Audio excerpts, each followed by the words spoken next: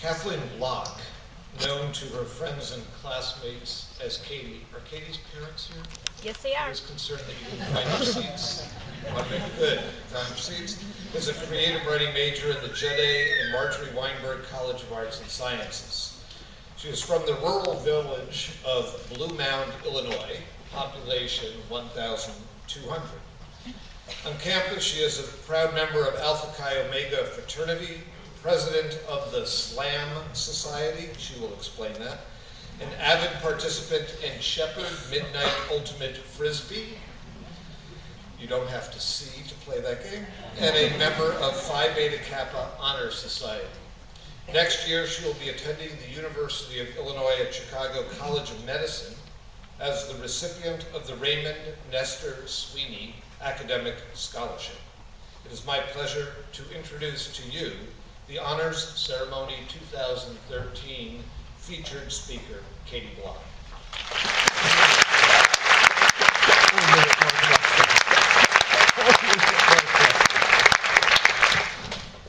It's remarkably intimidating having to speak when you've already heard two people whose job it is to speak. So I'm going to do the best I can. And I've told my advanced public speaking professors in the audience, so please don't grade me. So I'm Katie Bock, and I just feel so incredibly lucky to be here today. I am honored to stand in front of so many people who could think me under the table. And I also feel really lucky that my parents never told me that it's unladylike to talk so much, because one of the reasons I get to be here is because I'm obsessed with language. But mostly I get to stand up here today because I'm an incredibly lucky person.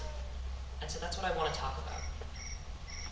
All of us students here are very lucky people. And I don't mean that in a you darn kids have it so easy kind of way, because everyone has their own personal story and very few of them are easy. But I mean that we are lucky in the sense that we get to be here today. We've had the support of individuals to get us here, and we've had the support of a society that enjoys billion-dollar educational institutions. I also think the students in this room are a little bit unlucky, because the special treatment we've enjoyed in academia is about to run out. And we're about to face challenges that we might not know how to deal with.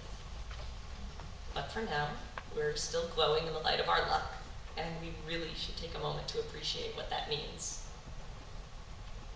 We are lucky because we've had people to support us. As you heard, I'm from a little town of 1,000 people out in the cornfields of Illinois. And from the time I was little, my mother was hounding the Meridian School District for better gifted programming. She's the reason I was able to take a course in the calculus as a junior. And as soon as her youngest, that's me, graduated, the school dropped the program. Only seniors can take it now. The vast majority of us in this room have had help. Someone fed us. Someone clothed us. Someone told us school mattered and encouraged our passions and fought to keep us interested when the rest of the world might have been willing to let us skate by. Someone helped us apply for colleges. For many of us, someone paid for college or helped to pay for it. There are a lot of children in this world as gifted or more gifted than us who will never get the chance we had because they don't have the resources or the people to get them here. We are also lucky because we live in a society that prizes our talents. My brain is optimized to the academic setting. I'm really good at solving the logic puzzles presented in an organic chemistry exam. And as it happens, I have an anxiety disorder, which gives me the ability to study for 20 hours a week for a single class when necessary. That's just how my brain works. And I'm hugely lucky because there is a billion-dollar institution designed to cultivate and indulge the way my brain works. We live in a society that prizes abstract thinkers and obsessed perfectionists. If we'd been born 3,000 years ago, those skills wouldn't mean very much compared to, say, basket weaving or hand-eye coordination. If I'd been born even 100 years ago, odds are good my intelligence would have been suppressed in the hopes of finding me a good husband. We are so lucky to have been brought into the world where and when we were. There is one way we are unlucky, however. We are unlucky because we have been told we are special, and that we ought to accept and expect loneliness. We've been set aside, held up, praised and admired.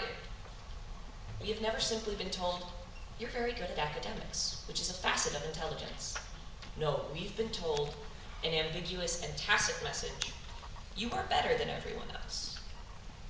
We are the best, the brightest, the collective superlative. We are the people who do not need assistance, despite how much we have already received. We are told you are unique.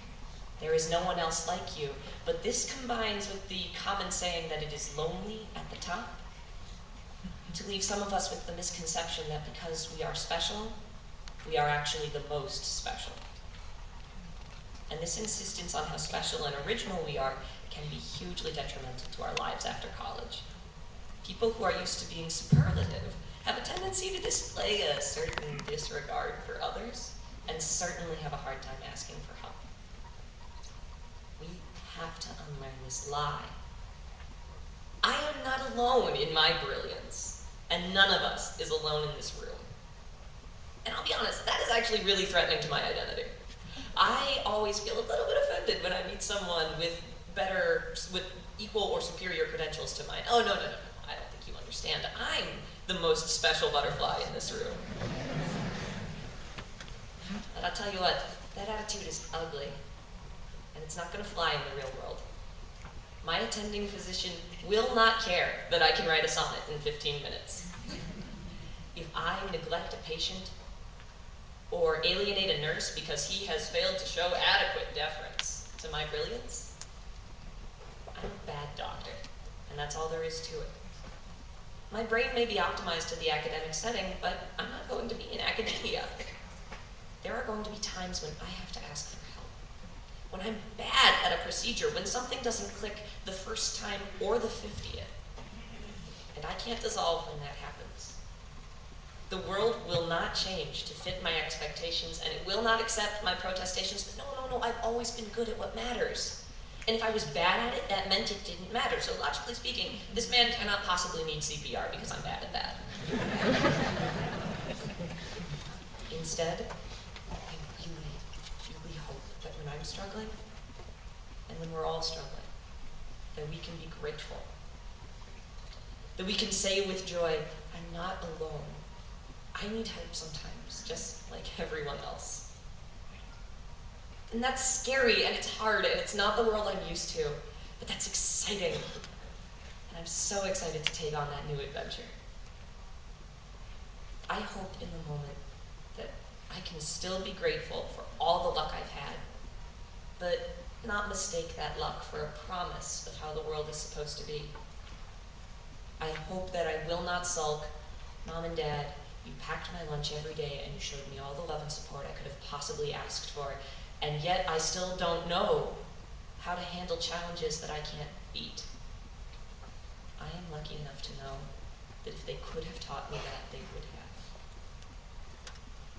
I hope for all of us that when we meet challenges, unlike anything we've seen before, we can face them with the excitement and the curiosity and the determination with which we've always faced new material.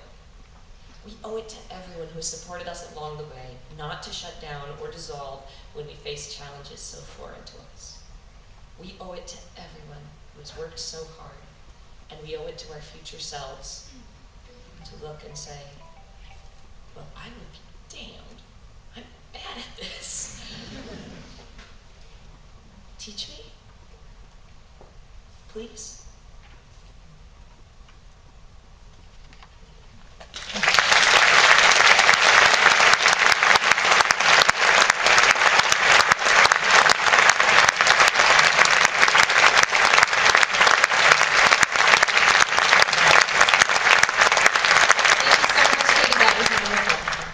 So moving on with our celebrations, I am honored to present the 4th annual Patrick G. and Shirley W. Ryan Prize for Community Service. This award was created by the university to recognize Ms.